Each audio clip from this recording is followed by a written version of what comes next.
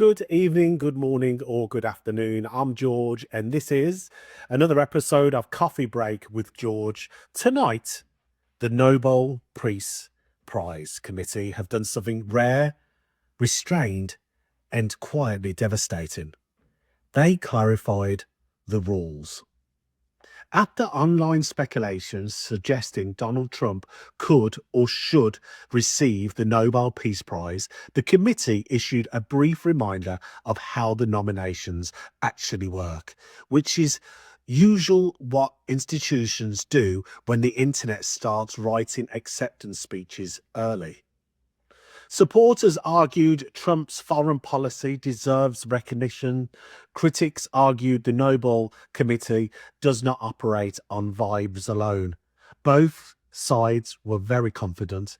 Only one side checked the rules. The committee's response.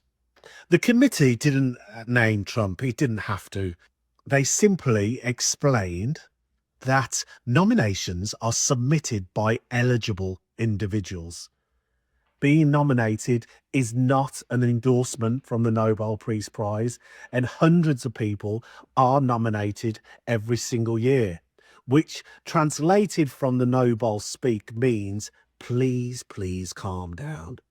The awarded history section, because this always comes up. At this point, someone usually says, but what about all the bad people who have won the Nobel Peace Prize?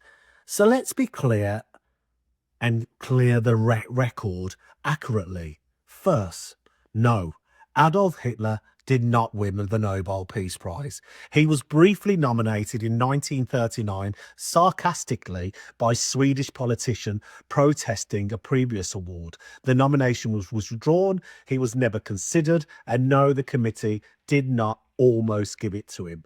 The myth survives because the internet loves shortcuts, and so does AI. Now, Neville Chamberlain. Chamberlain didn't win the Nobel Peace Prize either. He was internationally praised at the time for the Munich Agreement and his promise of peace for our time. History, of course, responded with a sequel no one wanted, which highlights the problem with awarding peace in real time. You don't get to see the ending.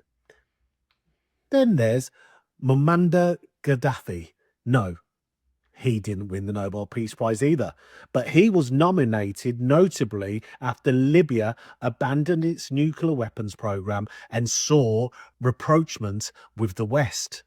The nomination reflected a moment, not a lifetime record, and certainly not what came later. Why this matters. And this is the point most people they miss.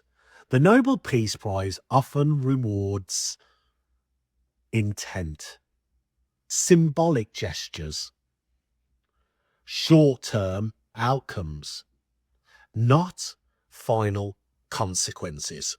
Sometimes history agrees. Sometimes history quietly clears its throat and says, about that. Enter Donald Trump again. Trump has previously argued that others won the prize for promises while he's delivered results, which is an argument, just not a noble one, and not one that the Nobel Committee uses.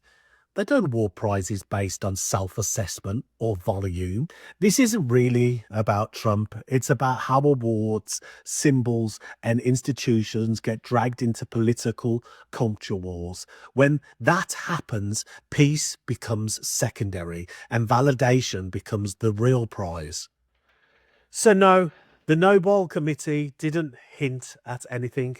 They clarified the process. They corrected the record, and they quietly reminded everyone that history tends to complicate confident claims. I'll be watching the speculation, the hot takes, and the next theory, which is probably already loading. This is your Coffee Break with George. Thank you so much for tuning in.